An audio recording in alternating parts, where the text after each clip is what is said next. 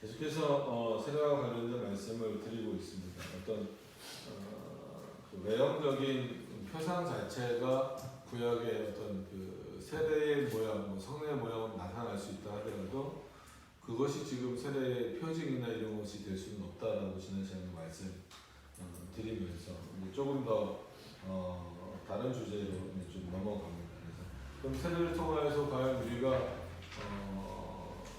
어떤 변화가 있느냐라고 했을 때 결국은 뭐 이제 상태적인 변화인데 눈에 보이는 변화가 아니죠. 그러나 어떤 상태적인 변화인데 그게 이제 뭐냐라고 했을 때 어떤 뭐 교회 회원이 되는 자격 뭐 이런 여러 가지 의미들도 있지만 결국은 그리스도 안에서 우리가 용서함을 받았다라고 하는 것을 확인케 되는 그런 내용들이죠.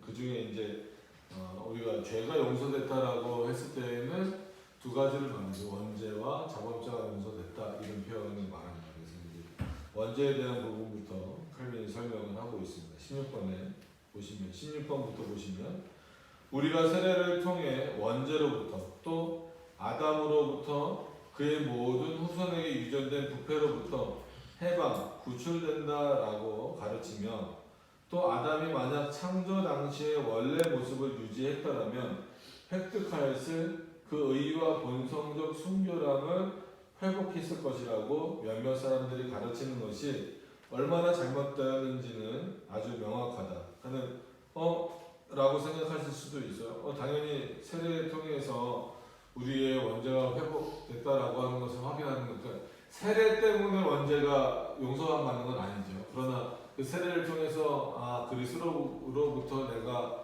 원죄가 용서되고 또 자범죄가 용서됐구나. 나의 그 어떤 상태가 죽을 수밖에 없는 상태에서 구원의 상태로 변화되었구나라고 하는 것을 이 세례를 받음으로 통해서 깨닫게 되어지는 그런 차원인데 마치 그 세례를 뭔가 조금 잘못 이해해서 또 그리고 원죄라고 하는 것을 잘못 이해해서 그것을 오해하게 만드는 사람들이 많다라고 하는 겁니다. 어떤 부분이 오해가 되냐면 일단 세례 때문에 원죄로부터 해방받았다라고 말하는 것은 문제입니다. 그건 잘못이에요. 그러니까 세례를 통해서 확인케 되어지는 거죠. 우리가 원죄를 그리스도로부터 용서받았다라고 하는 것을 확인케 되는 겁니다.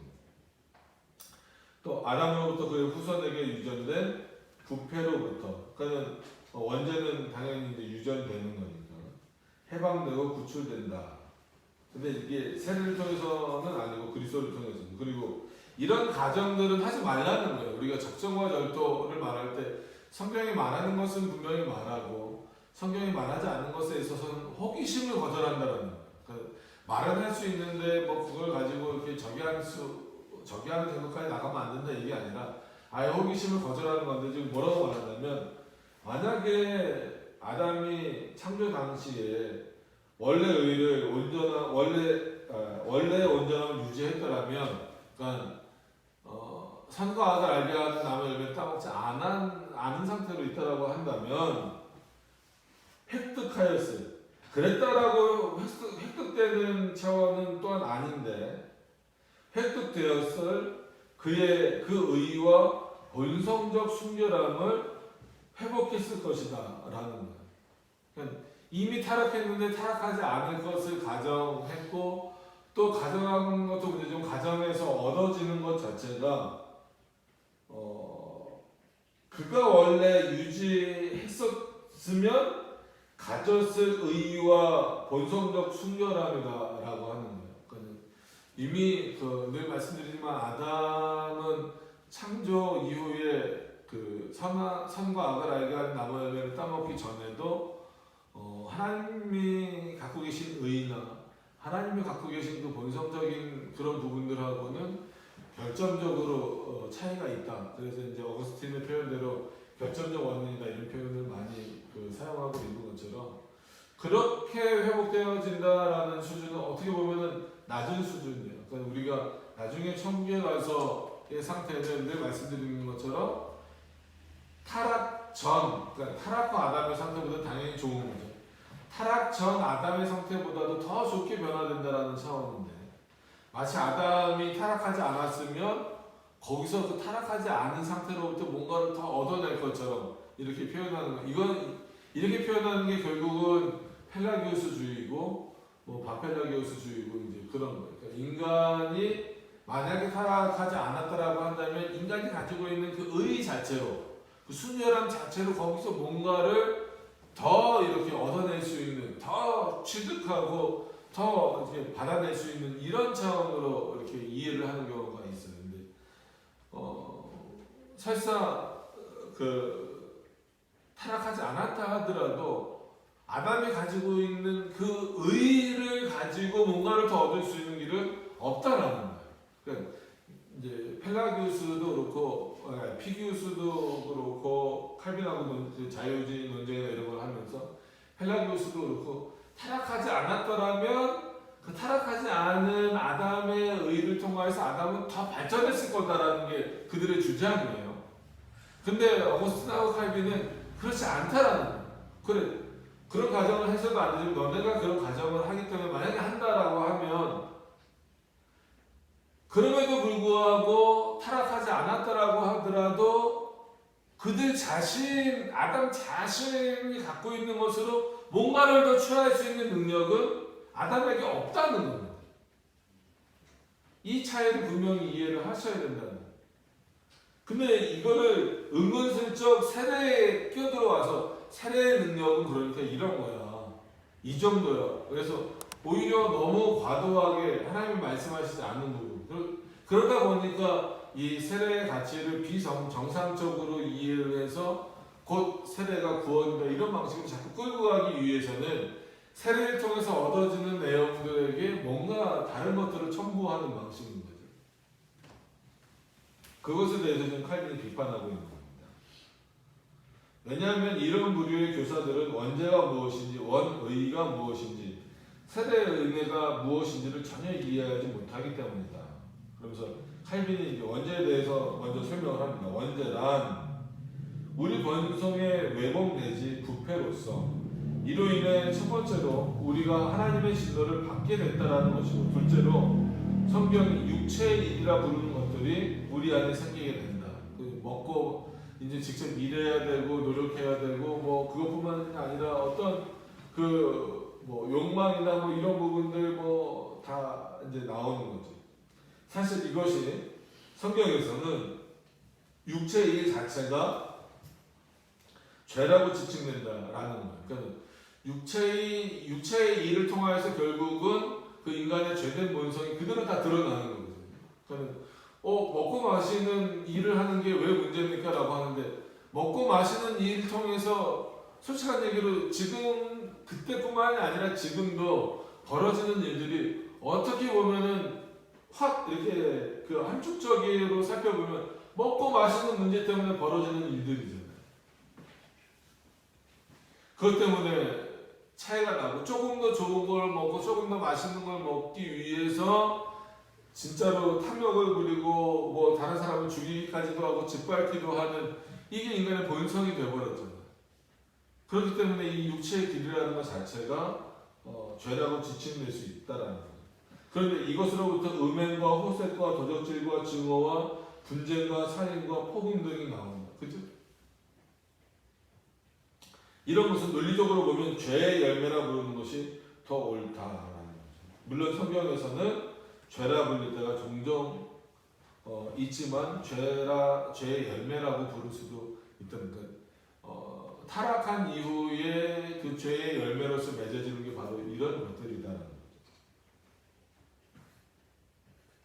자, 17번으로 넘어가서 보시면 그래서 다음 두 가지를 주의 깊게 살펴보아야 할 것이다. 문제는 뭐냐면 위에 이제 원죄를 칼빈이 이렇게 설명을 했잖아요. 그러면 세례를 받는다라고 해서 이 원죄가 깨끗이 없어지고 앞에 말했던 것처럼 뭔가가 더해지는 거냐? 그런 게 아니라는 거예요. 세례를 받았어도 여전히 우리는 부패한 본성 가운데 있다라는 거예요. 그래서 여전히 때로는 음행과 호색과 도적질과 증오와 분쟁과 살인과 폭음의 마음들이 남아 있어요. 그러나 세례받은 자들에게는 이것이 절제되어질 수 있는 것은 그들의 능력이 아니라 그들에게 세례를 베푸신 그리스도의 능력이다. 하나님의 능력으로 그가 붙잡아 주시는 것임에도 불구하고 이것을 마치 세례의 능력으로 확 끌고 와서는 안 된다는 거예요. 17번. 그래서 다음 두 가지를 주의 깊게 살펴보아야 한다는 것입니다. 첫 번째로 우리 본성의 모든 부분이 타락하여서 삐뚤어졌고 이제 이런 부패한 때문 하나만 가지고도 정죄를 받아 마땅하고 하나님 앞에서 죄인으로 인정받아야 마땅하다라는 것입니다. 그죠? 그러니까 우리의 모든 부분이 타락하고 삐뚤어졌다. 부분적인 타락도 아니에요. 모든 부분이 그렇다라고. 모든 부분. 그래서 인간 안에서 선한 것이 나올 수 있느냐라고 했을 때 없다라고. 그러니까 인간 안에서 나오는 것을 가지고 하나님 앞에 드리는 것이 얼마나 불경건한 것인가를 자꾸 몰라요. 하나님께는 오직 의와 무흠, 즉 흠이 없는 것과 순결함 외에는 아무것도 인정받을 수 없다. 그런 것이죠. 그렇기 때문에 유아들조차도 모태에서 나올 때 자기들에 대한 정죄를 함께 지니고 나온다는 거예요. 그게 성경에서 계속 말하는 게 뭐예요? 너희는 어려서부터 악하다는 거예요.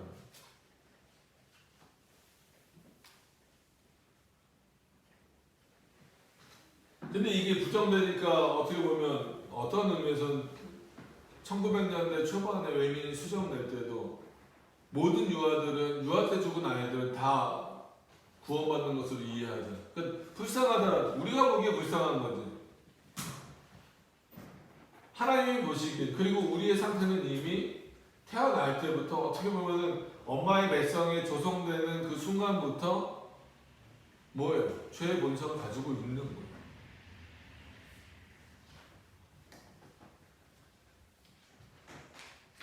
자, 그들은 비록 아직 죄의 열매를 맺지는 않았지만, 그죠? 태어나자마자 무슨 죄를 짓겠어요? 눈에 보이니. 그럼에도 불구하고, 자기 안에 그 씨를 가지고 있다는, 어떤 죄의 씨를 가지고 있다는. 다시 말해서 그들의 본성 자체가 다 죄의 씨다라고 합니다. 그러므로 그것은 하나님께 가증하고 혐오스러울 수밖에 없다는 거예요. 그러니까 그 아이가 혐오스럽고 가증스럽다라는 것이 아니라 그가 가지고 있는 그 본성 자체, 모든 인류가 가지고 있는 본성 자체가 하나님 앞에서 그렇다는 거예요. 그건 갓 태어난 어린아이도 마찬가지라는 거예요. 죄의 열매를 아직 맺진 않았어요. 살아가면서 죄의 열매를 우리가 은혜 열매도 맺지만 은혜 열매는 우리의 본성에 따라서 맺는 게 아니잖아요. 하나님이 주신 은혜에 따라서 진짜 맺는 거지만 우리는 살아가면서 죄의 열매를 수도 없이 맺고 살잖아요. 이 정죄가 거두어졌고 자기에서 물러갔음을 신자들은 세례를 통해 확신하는 거예요. 세례를 통해 그게 되는 것이 아니라 세례를 통해서 그리스도로 말미암아 내가 이런 정죄로부터 벗어났구나, 이런 것으로부터 자유롭게 되었구나라고 하는 것을 깨닫고 확신하게 되는 거예요. 그래서 세례가 필요하다라는 거예요. 이는 이미 말한 대로 주님이 이 표상을 통해 우리에게 약속하시기를 온전하고 철저한 용서가 행해졌다 하시기 때문이다라는 거예요. 그러니까 세례라고 하는 표상을 통해서 하나님이 예수 그리스도가 알려주신 것을 내가 너희를 이미 온전하고 안전하게 용서해 줬다라고 하는 것을 이 세례 받는 것을 통해서 너희로 하여금 깨닫게 해주시겠다라는 거잖아요. 알게 해주시겠다라고 하는 거잖아요.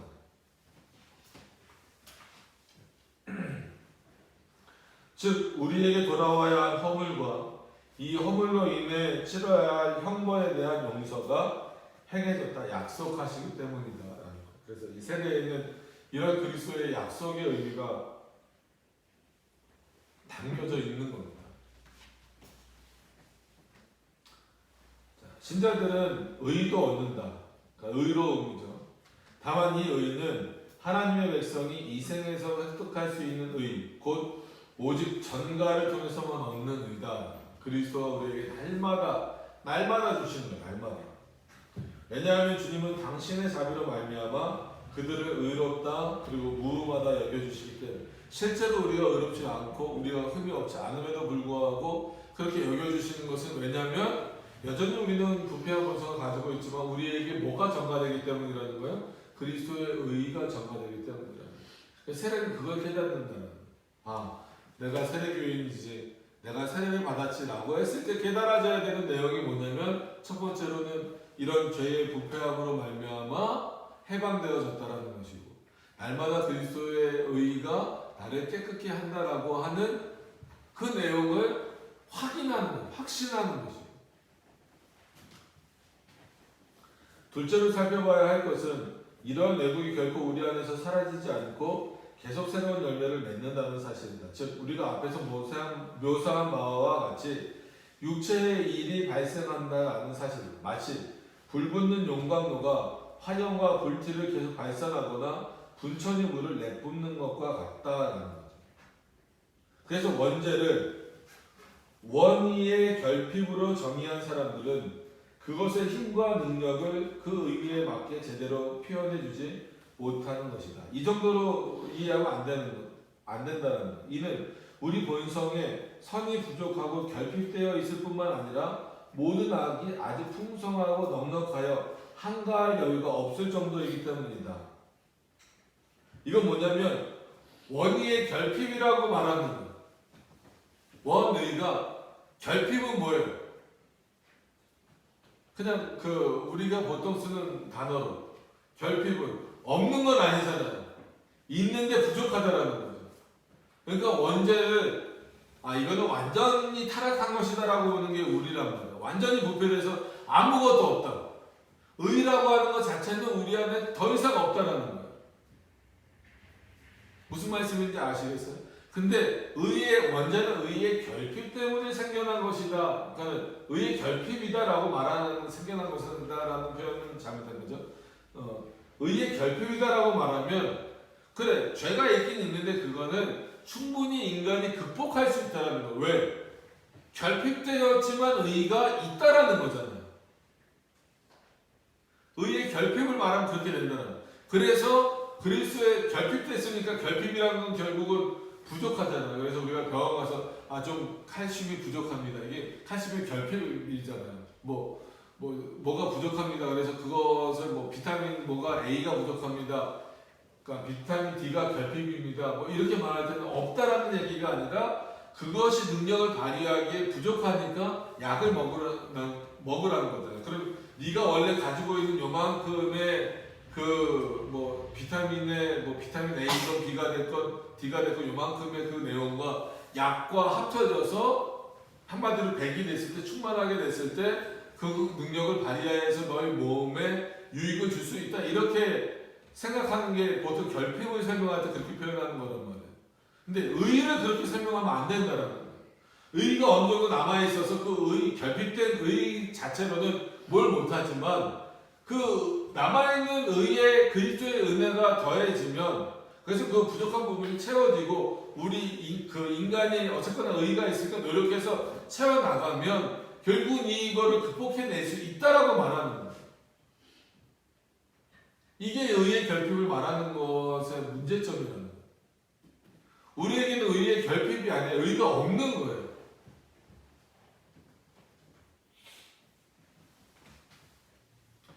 그런 차원에서 잘 이해를 하시면 됩니다. 그런 면에서 원죄를 정욕이라 말한 사람들은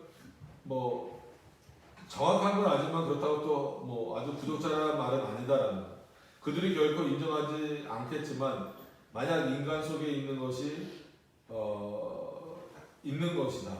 그러니까 지성으로부터 의지에 이르기까지 영혼에서부터 육신에 이르기까지 다 이 정욕으로 더럽혀지고 가득 찼다라고 말하면 원죄를 정욕이라고 부를 수 있다라는 겁니다. 혹은 더 간략하게 표현해서 인간 자체가 온통 오직 정욕으로만 이루어졌다라고 한다면 그렇게 쓸 수 있다라는 거예요. 근데 이것도 부분적이다라고 말하면 써서는 안 된다는 거예요. 이런 정욕은 사람 속에서 결코 온전히 죽거나 없어지지 않는다. 그죠? 어떻게 보면 천국 가기 전까지 남아있잖아요. 솔직한 일로 남아있습니다. 사람이 사망으로 말미암아 사망의 몸에서 해방되어 자기 자신을 완전히 벗어버리기 전까지는 말이다. 그러니까 구원의 서정의 마지막 단계인 영화의 단계 가기 전까지는 그걸 이제 육신의 몸을 벗는 것으로 표현했잖아요. 그때까지는 이 정욕은 없어지지 않는다.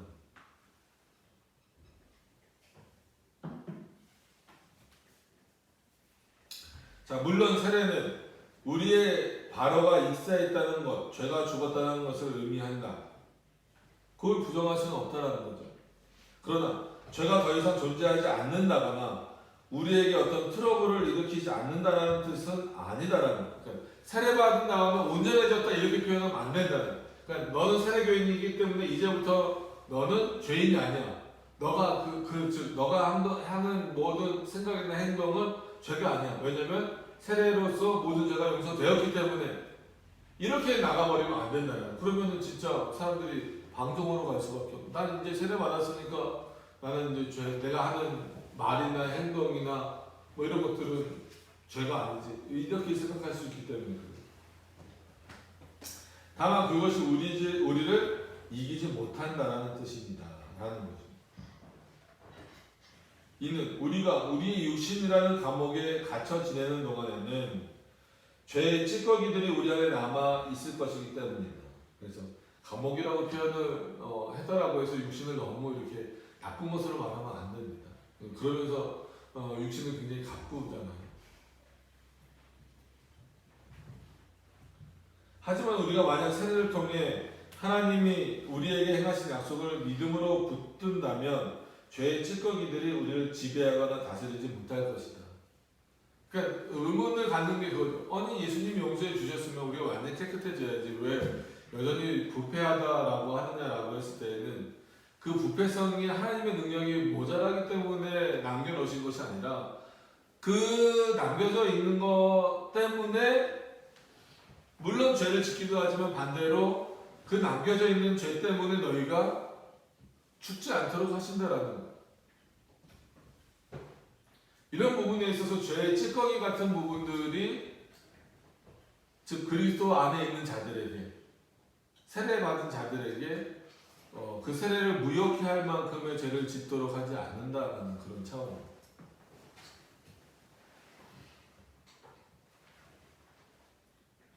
(18번으로) 넘어가서 보시면 그러나 죄가 우리 가운데 거한다는 말을 들을 때 아무도 자기 자신을 속이거나 자기의 죄악을 정당화하지 말아야 된다. 어차피 우리는 죄 속에 거하니까 그냥 뭐 내가 죄 짓는 건 당연한 거네. 이렇게 말하면 안 된다는 거예요. 그걸 부끄럽게 여겨야죠. 이런 말을 하는 것은 죄인들이 자기 죄악 가운데서 가운데서 편안히 잠이나 자라는 뜻이 아니다. 도리어 자기 육신으로 인해 고통과 연단과 찔림을 받는 자라 해도 포기하지 말라, 낙심하지 말라라는 것입니다. 마치 바울이 내 마음은 두 가지 마음 싸운다 이런 것처럼 늘 그런 싸움을 싸워 나가야 된다라는 거예요. 더 분명하게 싸우라는 거예요. 왜냐하면 다른 사람이 아니라 내 자신, 내 안에 있는 그런 정욕과 이제는 하나님이 나에게 주시는 그 은혜와 맞붙어서 싸울 수 있어야 돼요. 그래서 그런 모든 정욕들을 내 스스로가 끊어내고 이겨낼 수 있어야 된다는 거예요. 그들은 오히려 자기가 삶의 여정 속에 있다는 사실을 생각해야 할 것이다. 또 자기의 정욕이 날마다 조금씩 줄어드는 것을 느낄 때 자기가 많이 진보했다라는 믿음을 가져야 할 것이다. 믿음의 진보를 이뤄나간다라고 하는 것은 결국은 내가 죽어가는 거든. 내가 죽는다는 게 뭐예요? 결국 내 안에 있는 정욕들이 죽는 거고 죄의 찌꺼기들이 이렇게 한마디로 일어나지 못하도록 가라앉히는 거란 말이에요. 없어지게 하는 거란 말이에요. 그럼 이거를 날마다 평생 그렇게 살아가야 된다라는 거예요. 이게 거룩을 향하여 가는 자의 삶의 모습이고 정말 세례를 받은 자가 그 세례를 받은 자답게 살아가는 그 모습 중에 하나더라는 거예요. 이것은 목적지에 도달해야 할 때까지 그래야 하는데 그 목적지는 어디냐면 당연히 육신이 최종적으로 죽을 때까지다라는 거예요. 즉 그냥 가시적으로 이렇게 이해하시면 됩니다. 금생이 죽음으로써 끝날 때까지 그래야 됩니다. 그러니까 한마디로 죽을 때까지 우리는 어떤 삶을 살아야 돼요? 죄에 대해서는 죽어가고 의에 대해서는 살아가는 삶을 살아야 되는데 그것이 누구에게 더 특별히 드러나야 된다는 거예요? 세례를 받은 자들에게 드러나야 된다. 그래서 뭐 죄를 죽이는 것은 날마다 죄에 대한 어떤 고백으로만 생각하시면 안 됩니다. 입술의 고백보다, 물론 입술의 고백을 무시하는 건 아니지만 입술의 고백보다 더 중요한 것은 내 삶이 변화되는 거예요. 하나님의 말씀으로 변화되는 거예요. 입으로만 회개하는 건 아무런 의미가 없어요. 그래서 이제 뭐 솔직한 얘기로 청교도에 대한 정의를 좀 잘해야 되겠지만, 그냥 뭐 보통 우리가 청교도라고 불리는 사람들, 아니면 뭐 언양론을 중심으로 펼쳐나가는 사람들에 있어서 중요한 내용처럼 다뤄지는 죄죽임을 우리가 할 수 있어요. 그러니까 죄에 대해서 죽는다라는 것도 결국은 하나님의 은혜라는 거예요. 그리스도의 의가 우리에게 날마다 전가되고 있기 때문에 내 모습 안에서 죄된 모습이 드러나는 것이고, 그 죄로부터 멀어질 수 있는 것이지, 내 능력으로 죄를 죽일 수가 없어요. 마치 죄 죽임 그러면 의의 결핍처럼 생각할 수 있는 거예요. 남아있는 의로 마치 그 죄를 죽여가는 것처럼 말할 수 있어요. 죄를 어떻게 우리가 죽일 수 있습니까? 우리의 능력으로는 불가능해요. 그래서 마치 매 주일마다, 아니면 매 모일 때 날마다 죄 죽임을, 가시적으로 보이는 그 죄 죽임을 확인해야 되는 그런 어떤 사고를 갖고 있는 것 또한 어떤 면에서 굉장히 인본주의적이다라고 말할 수밖에 없어요. 나는 뭐 이번 주에 누구를 굉장히 미워했었는데 이번 주에 그 사람을 용서했습니다. 다음 주에 또 미울 수 있어요. 그렇게 해서 죄가 죽어지는 게 아니라는 거예요. 예배 드리기 전에 나는 이런 죄를 이번 주에 죽였습니다. 이번 주에 죽인 죄를 10가지 쓰고 들어오세요. 만약에 10가지 썼다고 하더라도 그 죄로부터 완전히 죽는 게 아니에요. 인간이 가지고 있는 그런 본성은 또 그것으로부터 화를 낼 수 있고, 그것을 향하여서 죄를 지을 수 있는 그런 내용들이 끊임없이 남아있기 때문에. 그래서 우리가 말하는 죄에 대해서 죽는다라고 하는 것은 그만큼 그리스도의 은혜가 커졌다, 그러니까 크다라고 하는 것을 확인하는 차원에서의 삶을 살아가야 된다라는 거지. 내가 내 능력으로, 아니면 그리스도가 내게 주신 능력으로 내 죄를 죽인다, 내가 죽인다, 그래서 그것을 많은 사람 앞에서 공포한다, 이렇게 해서 그 죄를 죽일 수 있는 게 아니다라는 거예요.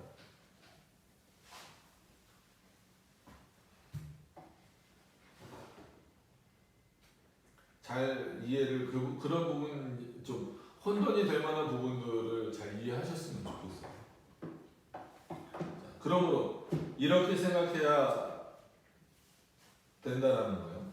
우리가 세례를 받는 것은 우리의 육신을 죽이기 위해서다.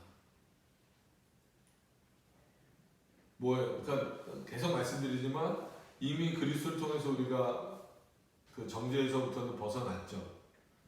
그러나 세례를 통해서 다시 한 번 더 확인되는 거예요. 내가 그리스도 안에서 용서함 받았구나.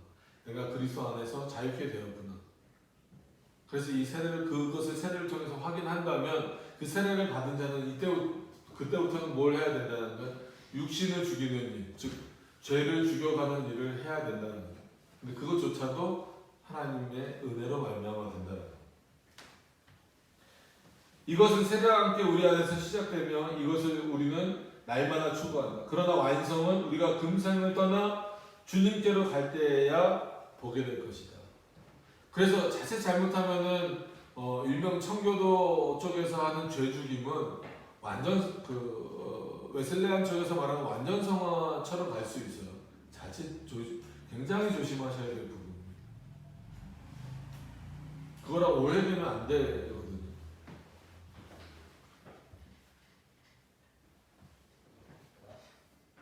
19번 끝으로 세례로 말미암아 우리 믿음이 위로를 얻는 것은 세례가 우리에게 다음과 같은 사실을 확실히 증거해 주기 때문입니다.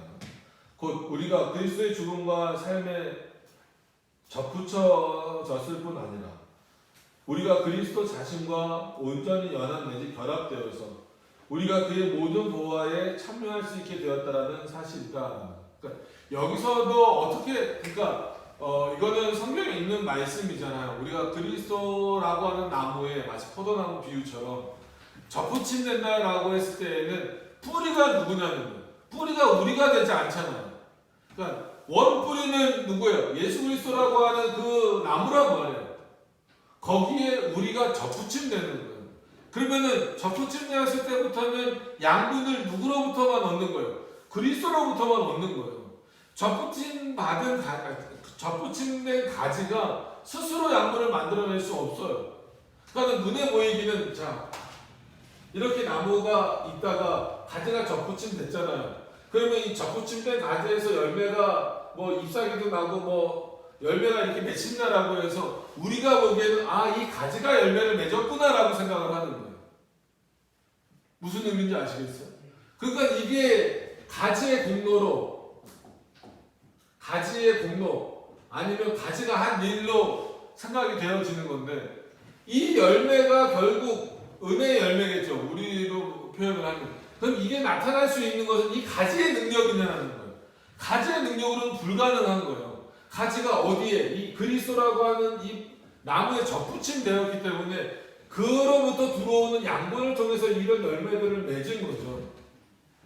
그래서 은혜의 열매는 사람이 맺을 수 없는 거예요. 그리스도가 우리를 통해서 맺으시는 거예요. 세례는 이거를 확인하는 거예요. 세례 받은 자는 아, 내가 그리스도라고 하는 나무에 접붙임 되었구나. 그렇기 때문에 이제부터는 이런 열매를 맺기 위해서는 그 육신의 정욕을 죽여야 되겠구나. 그런 사고를 갖고 그런 믿음을 갖고 사는 자라는 거예요. 거기서 죽여지는 죄가 어떻게 그게 내가 죽이는 죄냐는 거예요. 그때 죽여지는 죄, 그때 죽여지는 육체 자체도 누구의 은혜라는 거예요? 그리스도의 은혜라는 거예요. 그게 세례를 통해서 우리에게 확인되어지는 확신으로 주어지는 내용인 거예요. 그러므로 그는 세례를 당신의 몸에 성별하고 거룩하게 하사. 그래서 예수님도 이 땅에 오셨을 때 예수님은 세례가 어떤 면에서는 하나님이 시킬 필요 없으신 분이잖아요. 그러니까 그렇게 말하는 분도 있어요. 뭐 육신을 입으셨기 때문에 죄를 짓지 않기 위해서 세례를 받으셨다. 말도 안 되는 거고. 어떻게 보면 우리로 하여금 그런 모범을 왜 우리의 몸에 그런 그 세례를 받아야 하는가에 대해서 알려주시는 차원에서 모범을 보여주시는 차원에서 세례를 받으신 거지. 예수님도 세례를 받으셨기 때문에 뭐 언제로부터 자유롭다 뭐 이런 말 하면은 근데 어느 시대나 참 그런 사람들이 있어서 문제인 거죠.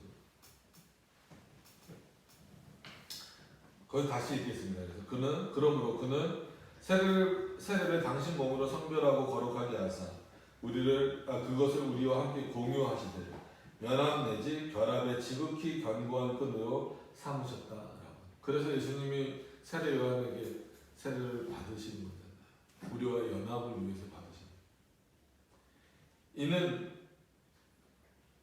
그는 우리와 이런 연합 내지 결합하시기를 마다하지 않으셨다. 그래서 바울은 이를 근거로 증명하면서 우리가 하나님의 자녀인 것은 세례를 통해 그리스도로 옷 입었기 때문이다. 그러니까 이만큼 세례의 의미는 중요한 거예요. 거기서 그 그리스도가 우리를 위하신 그 사역은 뺄래야 뺄 수가 없고 그걸 빼버리면 세례는 아무런 의미가 없는 거니까. 그래서 세례는 분명히 삼위일체 하나님이 주시는 거지만 그리스도가 강조되는 것은 그리스도가 우리를 위해서 하신 일이 무엇이냐를 세례를 통해서 확인해야 되기 때문에 그렇습니다. 자, 20번. 그런데 세례는 사람 앞에서 우리가 하는 신앙 고백에 다음과 같은 도움을 준다. 즉 그것은 일종의 표지이죠. 그래서 세례를 받은 것이 어떻게 보면은 내가 그리스도인이 되었다라고 하는 표지예요. 왜냐하면 우리가 눈으로 어떻게 확인할 수가 없잖아요. 그죠? 확인할 수 있는 방법이 없기 때문에 그렇습니다. 이를 통해서 우리는 우리가 하나님의 백성에 속하기를 원한다는 사실을 공적으로 표현한다.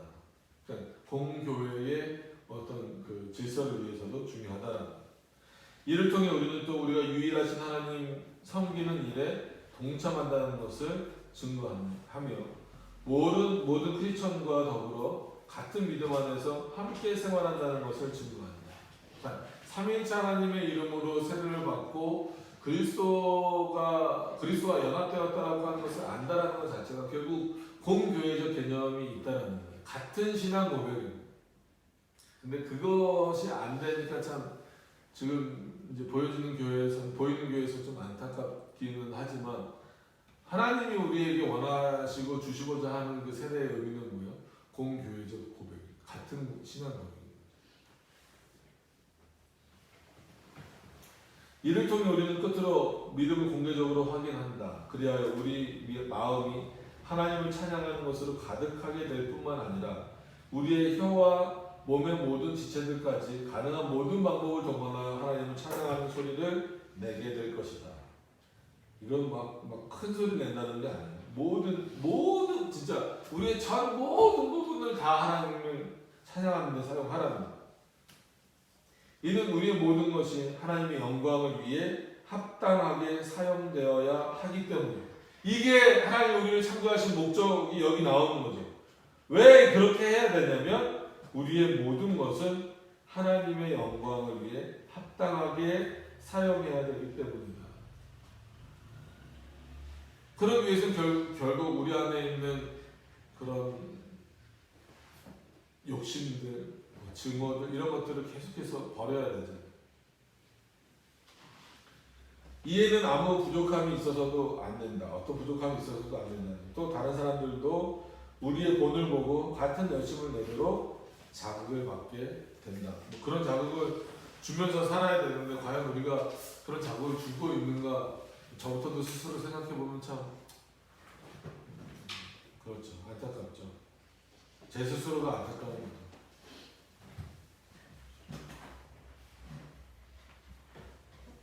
자, 그 다음 페이지로 넘어가셔서 160페이지입니다. 이것을 염두에 두고서 바울은 고린도 사람들에게 그들이 그리스도의 이름으로 세례를 받는 것이 아니냐고 물었던 것이다.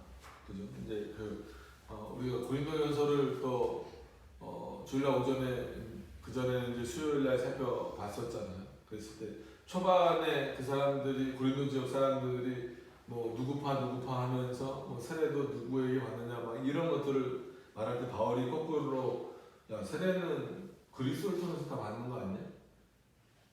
누구에게 받았느냐가 중요해? 그게 누구로부터 오는 건가가 더 중요한 거 아니야? 라고 바울이 말할 수밖에 없었다는 거예요. 즉 바울이 말하고 했던 것은 그들이 그리스도의 이름으로 세례를 받았기 때문에 그에게 자기 자신을 바친 것이고 그의 이름으로 서약한 것이며 사람들 앞에서 그렇게 성실할 것을 약속한 것이므로 세례를 받았을 때에 했던 신앙 고백을 취소할 생각이 없다면 앞으로는 그리스도 이외의 그 어떤 존재에 대해서도 신앙 고백을 할 수 없다는 것을 말하고 있다는 거예요. 그래서 저희 세례 교회는요. 그러면 너희 스스로를 하나님께 바쳤다라는 서약을 한 것이고 그 하나님 앞에서 성실하게 살겠다라고 말한 것이랑 똑같은데 이제는 너희는 그럼 다른 신을 섬기면 안 된다는 거예요. 다른 신을 향하여 신앙 고백을 하면 안 된다는 거죠. 왜? 세례를 받았기 때문에. 그리스도 안에서 인쳐진 자들이라고 너희들 스스로가 말하고 있는데 왜 그러냐는 설교 시간에도 여러 번 말씀드렸지만 이 문화가 섞이면 종교가 섞여버리잖아요. 근데 어떻게 그런 이방 문화를 접한다고 하더라도 너희는 더 견고해야지. 그런 차원에서 어떻게 신앙 고백을 해놓고서 그 신을 좋다고 따라가느냐, 그 문화와 섞여버리느냐, 그게 세례받은 자로서 합당하고 올바른 자의 모습이냐. 지금도 똑같을 수 있죠. 세례교인이라고 말하면서 삶의 내용은 세상과 전혀 다르지 않다라고 하는데 세례교인이면 말 그대로 세례교인답게 살라는 거예요. 바울의 표현은. 그리스도 안에서 그리스도를 통하여 세례를 받았다라고 한다면 그리스도를 향한 신앙 고백을 해야 된다는, 그것만 해야 된다는 거예요. 근데 왜 너에게 있어서 다른 고백이 나오느냐? 그 순간에 너는 너 스스로가 세례를 받았다라는 것 자체를 부정하는 거랑 똑같다라는 거야. 그렇기 때문에 그리스도인의 삶은 세상에 살고 있어도 구별되어져야 된다는 거야. 세례 받은 거를 하찮게 여기는 거랑 똑같습니다. 세상과 하나 되고 세상의 문화들과 섞이고 막 이래버리면 안 되는 거예요.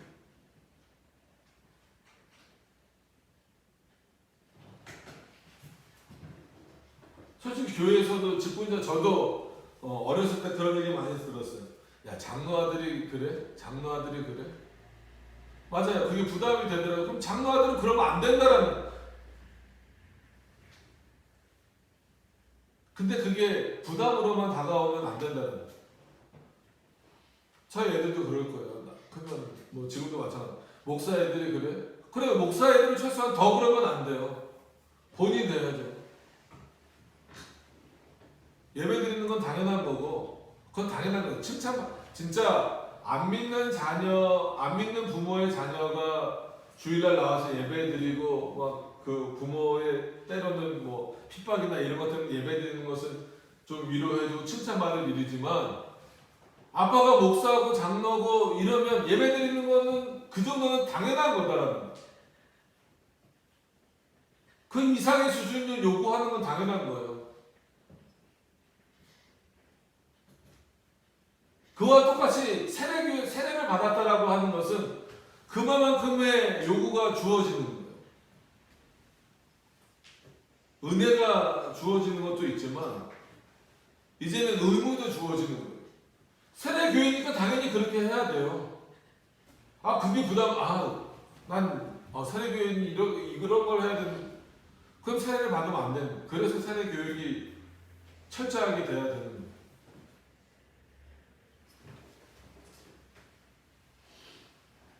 여러분, 그리스도인이면, 그리고 세례교인이면,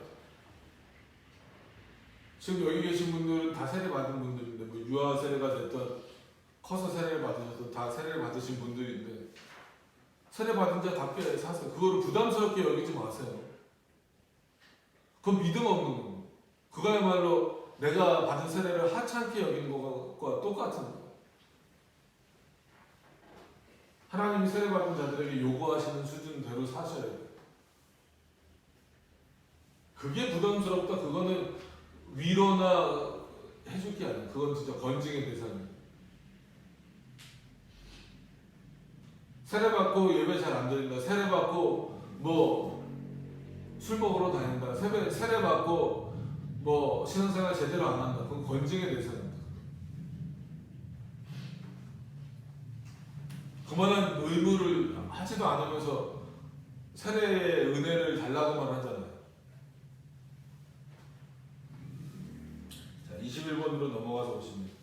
이제 우리 주님이 세례를 제정하실 때 의도하셨던 것에 대한 설명이 끝나가고 있습니다. 세례를 사용하고 받는 법이 무엇인지를 판단하는 것은 쉽다라는 겁니다. 이는 세례가 우리 믿음을 위로하고 굳게 하기 위해 베풀어지는 것인 이상 우리는 이를 받을 때 마치 하나님의 손에서 받는 것처럼 해야 할 것이다. 사람은 도구예요.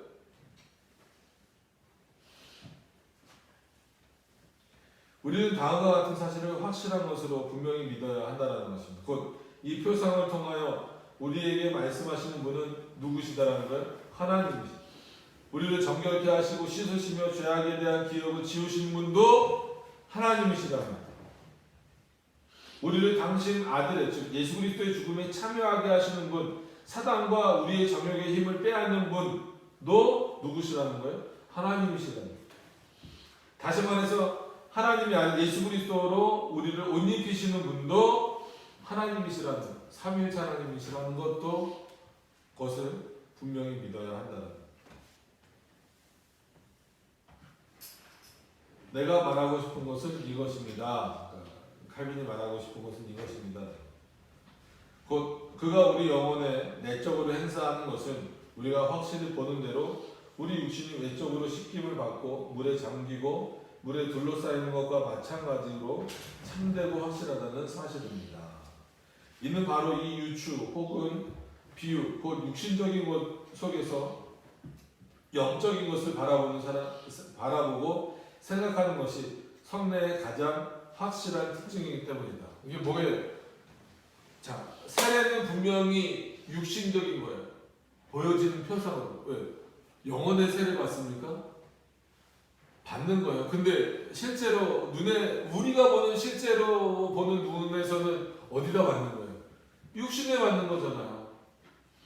그죠? 몸에 받는 거란 거죠. 육신에 받는 건데 이게 그럼 육신에 받았다라고 육신에다가만 해당되는 거냐? 아니라는 거죠. 결국 궁극적으로 이거는 어떻게 보면 전 인격이잖아요. 더 나아가서 본질적으로 영혼을 살리는 거잖아요. 근데 어디다 받아요? 표상으로서 육신에게 받잖아요. 그러니까 오히려 거꾸로 그 육신 또한 죄를 향하여서 죽여나가는 거예요.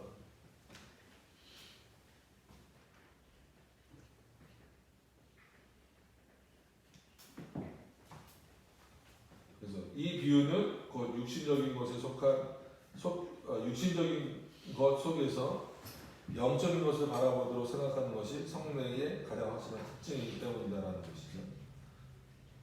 왜냐하면 주님은 이런 표상을 통해 나타나시기를 기뻐하셨다. 그러나 이것은 성례에 이런 은혜가 묶여 있거나 포함되어 있기 때문이 아니다. 혹은 성례가 이런 은혜를 주는 수단이나 도구이기 때문이다. 그러니까 잘 이해를 하세요. 수단이고 도구예요. 그거 자체가 뭐가 있는 건 아닙니다. 이유는 단 하나. 주님은 이 표를 통해 당신의 뜻에 대해 곧 당신이 이 모든 것을 베풀어 주시기를 기뻐하신다는 사실에 대해 증거해 주시는 까닭이기 때문이다. 라고 합니다.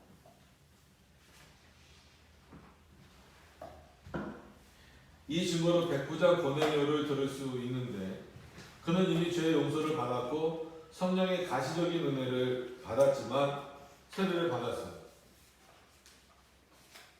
그러니까 이미 그는 죄의 용서를 받았고 성령의 은혜 안에 있는 사람이잖아요. 그럼 어떤 면에서 그렇기 때문에 더 세례를 받는 거란 말이에요. 그러니까 오해하지 말라는 거예요. 세례 받았기 때문에 죄 용서를 받고 성령의 가시적인 은혜를 받는 것이 아니라 어떤 의미에서는 죄 용서를 받았다라는 것을 본인이 깨닫고 성령의 은혜를 확인하고 있기 때문에 더 세례에 대한 사모함이 있는 거더라고요. 그래서 세례 교육이 반드시 필요한 거고요. 그렇기 때문에 그는 세례를 통해 더 많은 죄를 용서받으려 한 것이 아니라 믿음의 연단을 더 확실하게 받으려 한 것이다.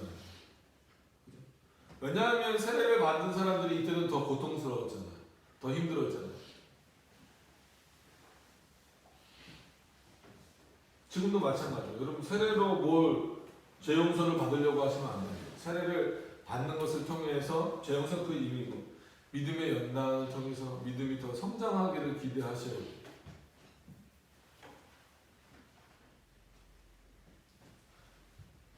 아마 혹자 중에 다른 사람들 중에는 이렇게 반박할 수도 있다. 세례를 통해 죄가 씻겨지지 않는다면 어째서 아나니아는 바울에게 세례를 통해 죄를 씻으라고 말했단 말인가? 라고 이렇게 말할 수 있다는 거죠. 그러니까 사도행전 22장 16절 밑에 각주 달린 거 보시면 이렇죠. 이제는 왜 주저하느냐? 일어나 주의 이름을 불러 세례를 받고 너희 죄를 씻으라 하더라. 이렇게 말한다면 꼭 이런 문장만 하나 그 성경에서 따와서 이제 그 반론을 제기한다라는 거죠. 그랬을 때 칼빈은 이렇게 대답하겠다라는 거예요. 하나님이 우리에게 주셨다고 우리가 믿는 것에 대해 받는다, 얻는다, 획득한다라는 말을 하게 된다. 이거는 우리가 쓸 수 있는 언어의 어떤 그 표상인 거지. 그것으로 말미암아 된다라는 의미는 아니다라는 거예요. 그 사실을 우리가 처음 깨닫게 되든지 아니면 이미 깨달은 사실을 좀 더 확실하게 믿게 되든지 상관없이 합니다. 그러니까 그 세례를 통해서 너가 죄사함을 받았다라고 하는 걸 좀 깨달아라. 그러니까 그런 겁니다. 너가 죄사함을 받았다라는 것을 못 깨닫고 있다면 세례를 통해서라도 좀 깨달아라 이 얘기지.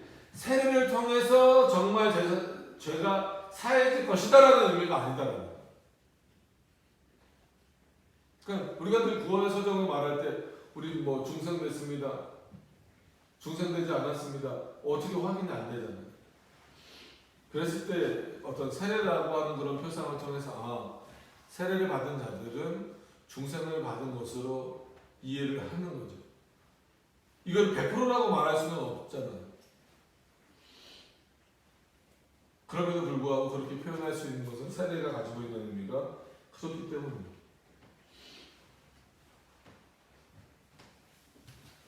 그러므로 아나니아가 한 말은 오직 이런 뜻이다. 바울이여 그대는 죄사함을 받았다는 확신을 얻기 위해 세례를 받으라. 이는 주님이 세례를 통해 죄사함을 약속하시기 때문이다. 이것을 받고 안심하라 라는 것. 그러나 이 성례를 통해 우리가 얻는 것은 오직 믿음으로 얻는 것 외에는 없다. 당연합니다. 만약 믿음이 없다면 이것이 증거가 되어 세례를 통해 주신 약속을 우리가 믿지 않는다고 하나님 앞에 비난을 받게 될 것이다. 하지만 그것이 우리 신앙 고백의 상징인 한에 있어 우리가 그것으로 말미암아 우리의 신뢰가 하나님의 자비하심에 근거한다는 것과 우리의 순결함이 예수 그리스도로 말미암은 죄 용서에 근거한다는 것을 증거해야 한다. 또 우리가 하나님의 교회에 들어가는 것은 모든 신자들과 더불어 믿음과 사랑 안에서 한 마음이 되어 살아가기 위함이라는 것을 증거해야 된다. 바울은 다음과 같은 말도 이런 뜻이다. 우리가 유대인이나 헬라인이나 종이나 자유자나 다 한 성령으로 세례를 받아 한 몸이 되어. 하나님 앞에서 유대인이나 헬라인이나 종이나 자유자나 이게 무슨 의미가 있어? 우리끼리 나누는 거. 그가 세례를 받았느냐, 즉 그리스도의 어떤 그 죄사함이나 이런 내용들을 확신하고 있느냐, 온전한 신앙 고백을 하고 있느냐가 중요한 것이지. 유대인, 헬라인, 종, 자유 아무런 의미가 없다는 거예요.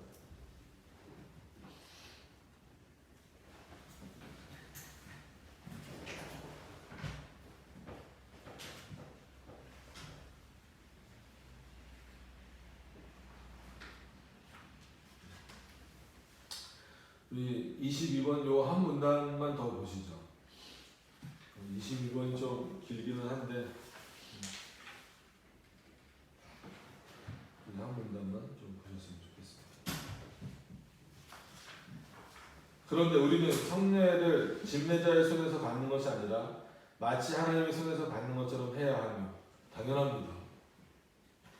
하나님이 그것을 보내주신다는 것은 전혀 의심할 수 없다. 만약 우리가 이 사실을 확인하는 것이 정말이라 하면 여기서 우리가 내릴 수 있는 결론은 자기의 손을 통해 성례를 전해주는 집례자의 권위는 성례에 아무것도 더하거나 뺄 수가 없다는 것입니다. 분명히 하셔야 돼요. 정말이지 사람들 사이에서도 무슨 편지를 보낼 때 필적과 인장을 알아볼 수만 있다면 그것으로 충분하다. 배달자가 누구이며 어떤 사람인지는 별로 중요하지 않다는 거예요. 지금도 편지가 오면 우체부가 누군지 다 확인하십니까? 그게 중요한 게 아니잖아요. 편지 내용이 중요한 거죠. 이와 마찬가지로 주님의 성례에서 우리가 주님의 손길과 인장을 알아볼 수만 있다면 그것으로 만족해야 된다. 어떤 사람에 의해 그것이 전달되는지는 상관이 없다. 그래서 어떤 의미에서는 그 로마 카톨릭에서 받은 세례를 영세를 인정하는 것도 분명히 그 사제들은 우리가 받을 수 없잖아요. 그리고 그들의 신앙은 받을 수 없음에도 불구하고 한마디로 그런 차원에서 그 사람들이 중요한 것이 아니라 주시는 삼위일체 하나님이 중요하기 때문에 그렇다고 하는 거죠. 그래서 칼빈은 그때 로마 카톨릭과 그렇게 각을 세우면서 싸우면서도 영세를 인정하는 또 하나의 어떤 그런 내용은 인간의 무지함보다 하나님의 권위를 더 높였기 때문에 그렇습니다. 그런 부분들을 이해하셔서 지금도 여전히 그런 차원에서 우리는 천주교의 영세를 인정하는 겁니다. 그러나 신학이 완전히 다르기 때문에 보게 되면 세례를 다시 주지는 않지만 우리는 제세례는 없으니까 세례를 다시 주지는 않지만 바른 신앙을 고백할 수 있도록 교육하는 그런 내용이 필요하다라고 하는 거죠.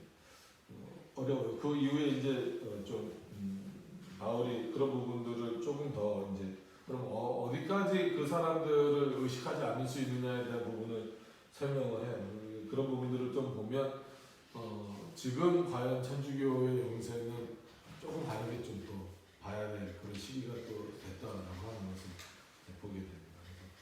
그래서 우리가 좀 쉽게 생각할 수도 있는 부분들이 바로 이 특히나 더 세례도 그렇고 성찬도 그렇고 그런 거 보면 그냥 뭐 인원수 늘리기 위해서만 이막 세례교인이 이제 중요하니까 그렇게 하는 것이 중요한 것이 아니라 정말 하나님의 말씀이 확인되어지는 차원에서 주어진 이 세례가 얼마나 중요한 것인가를 한 번 더 확인하셨으면 좋겠습니다. 기도하도록 하겠습니다.